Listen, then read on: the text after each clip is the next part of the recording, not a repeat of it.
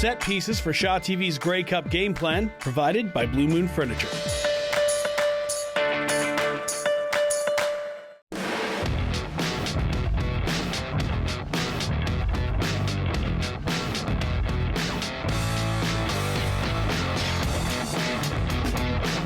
This is Across the West here on Grey Cup Game Plan, once again joined by the one and only Jay Onright. Jay, thank you very much for joining us once again. Thanks, Mike. Our next CFL hot topic is when weather was a huge factor in a game. So mostly the Grey Cup we're talking about, but really any CFL game. There's a few of them.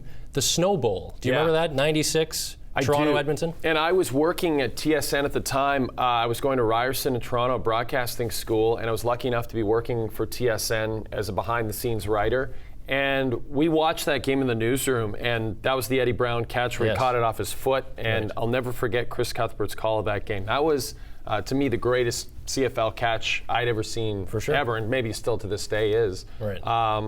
But it's sort of funny because there's a romanticism to that style of Grey Cup versus, say, something that's played at BC Place in Vancouver or Skydome in Toronto, where the conditions, I prefer the outdoor Grey Cups like we're going to get at Winnipeg Stadium. What do they call it? Not Winnipeg Investors Stadium. Group Field. Yeah, whatever. It's Winnipeg Stadium. So at Investors Group Field, we're going to get that. Now, we got to roll the dice, right? I mean, it's Winnipeg. It's November. It could potentially be super cold, though it's beautiful right now.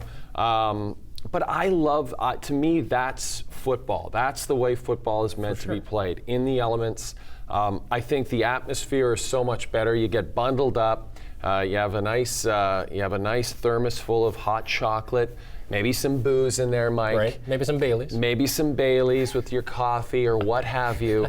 But it's those elements, it's like that's a great slice of Canadian. Absolutely, right? and it's part of the game. And it's part of the competition. Both teams are dealing with it. Right. So it's a level playing field, so to speak. And I prefer an outdoor game in a Grey Cup. Toronto ended up winning that game, and I remember before the actual game itself, a lot of people were doubting Doug Flutie, whether he could play in that weather. Right. So that was like the ultimate victory for him, too. I mean, I think those of us who watched Doug Flutie play, realize you should never have ever doubted him.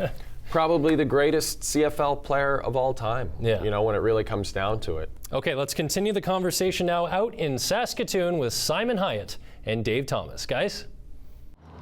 Thank you, Mike. That's right. We are back in Saskatoon, and actually, pretty nice day in Saskatoon for November. Of course, weather can wreak havoc this time of year, especially when you're trying to play a football game, something Dave Thomas knows well from his time covering the Saskatchewan Roughriders. It certainly had an impact on the 2013 Grey Cup, Dave. Well, that's one game that you'll never forget, the celebration in Rider Nation, and people will say, well, it was a fantastic game, and it was, but it was that close to not being, because if you remember, either side of that Grey Cup, there was actually temperatures of -30 leading up to and right after the game. There was a one-day break. Whether it was the football gods or not, I'm not sure who shone down, but that was the way that the game was played. It was -2. That will never, ever happen again after a -30 day, but boy, that weather, I tell you, we lucked out in Saskatchewan in 2013. You and I both know from working sidelines during those cold games, it's not a lot of fun when you're a reporter. Like, at least the football players, they get to run around a little bit. When you're a reporter, you're sitting there freezing. Oh, absolutely. And I remember 2 weeks prior in the West semifinal against the BC Lions, and I'm thinking to myself in the third quarter, how am I going to do this again in 2 weeks? But fortunately enough, we got that great weather for one day and didn't have an ice bowl or anything more ludicrous in Saskatchewan. Well, that's going to do it from Saskatoon. We weren't so lucky a few years ago when we hosted the Vanier Cup here at the University of Saskatchewan, when during pregame, this is a true story, when the ball was punted, it exploded. That's just how cold it was during the Vanier Cup here in Saskatoon. No such meteorological issues back there in the studio where I'm sure it's very nice and toasty warm. Absolutely. There was the Ice Bowl in 1977. That was the 65th Grey Cup, Montreal versus Edmonton. To battle the ice on the field, they put staples on the bottom of their shoes. I remember that. And then soon after that was like deemed illegal, I believe. But I love, the ingenuity. I think it was the Alouettes who did it. I don't know if was it the Alouettes who did it? Yeah, it was the Alouettes. Right? Yes, that's right. So they did it, and they ended up winning, obviously. Yeah. So it's just so funny how they asterisk. They MacGyvered it. I don't think there should be an asterisk though, because because they were smart enough to, it's like the Patriots. Everyone gets on the Patriots for bending the rules, but at the same time, I'm a Patriots fan. Come I'm on. with you. I mean, they're smart enough to do it, and if they get away with it, they get away with it, I say. Yeah. So, yeah. Absolutely. Mud Bowl in 1950, that was at Varsity Stadium. That was a I remember mess. it well, Mike. You were, 20, 30 years old then?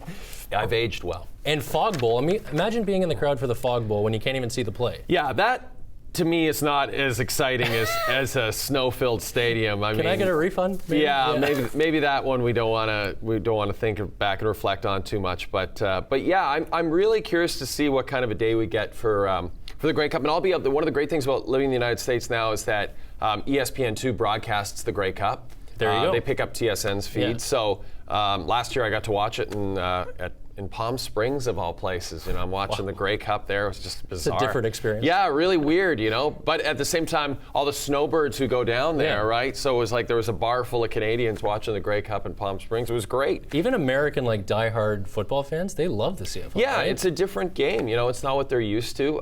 Everyone on our crew at Fox loves asking me questions about it. The style, the game, and stuff. We used to have Donovan McNabb on our football panel, and I keep trying to convince him to continue his career up here. I'm like, you could still sling it.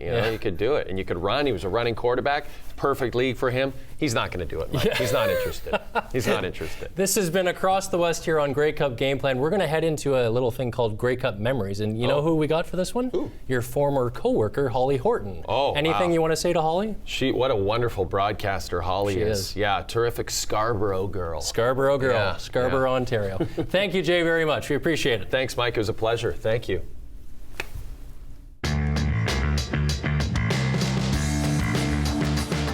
2009 Grey Cup, Saskatchewan versus Montreal. Too many men on the field. Now, from a professional standpoint, I had already known about Rider Nation, but from a personal standpoint, my husband briefly played for the Riders. He grew up in Saskatchewan. His entire family still lives there. I swear I could feel the heart of a whole province being ripped from its chest. The Owls on a second chance field goal win it 28-27.